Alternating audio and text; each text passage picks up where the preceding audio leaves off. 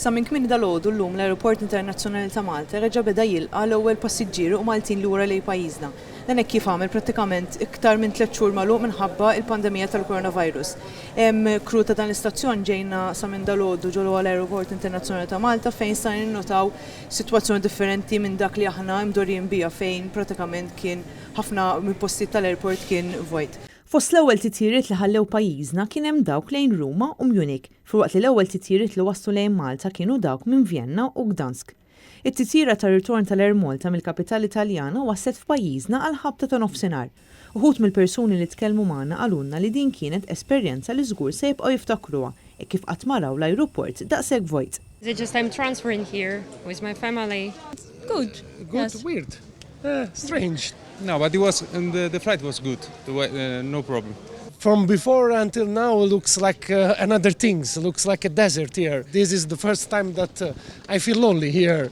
Usually there is a lot of buzzing around. Now looks like it's dead the situation, I think so. Hekk kif wieħed jirfes l-adba tal-ajruport mal-ewwel jinnota qatt ta' miżuri li daħlu fis-seħħ millum. Dwar dan tkellimna mal-kap eżekuttiv tal-Ajruport Internazzjonali ta' Malta għall illi spjegana kif madwar xahar ilu bdiet ħidma sabiex jidħlu fis-seħħ dawn il-miżuri ta' sigurtà. Għandna area tal-ajruport li hija biss tal-passiġġieri, ġifieri għandna entry point fejn il-passiġġieri biss jistgħu jgħaddu boarding pass u passaport, minn hemmhekk jgħaddu għal thermal scanners dawn huma teknoloġija moderna ħafna fil-fatt aeroport ieħor biss fl-Ewropa qed jużhom u talaw jell il-passiġġieri mhux biss jibqgħu mixin imma jkollna instant reading jekk il-passiġġieri hux libes maskla u wkoll it-temperatura hija taħt it-37.2.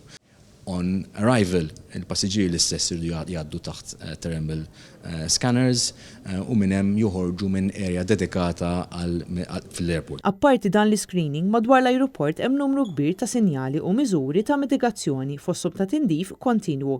Hemm ukoll numru ta' ħaddiema li se jkunu qed jassistu lil persuni f'dak kollu li jkollhom bżonn. Għal-ambord appella lil dawk kolli se jvjaġġaw sabiex jisegwu dawn il-miżuri ħalli tikber il-konfidenza fl-ivvjaġġar. Ovvjament nitlob għal kooperazzjoni tal-passiġġieri, aħna nistgħu nagħmlu ħafna miżuri nippruvaw nikkontrollaw però minn l-kooperazzjoni tal-passiġġieri ma nkunux nistgħu noħolqu l-mira tagħna li essenzjalment li nibdew nkabru l-konfidenza fil-ivvjaġġar biex nkunu nistgħu nibdew nerġgħu naraw turisti iżurna li huwa importanti ħafna bħal mrajna għall-industrija tat-turiżmu u għall-ekonomija ġenerali.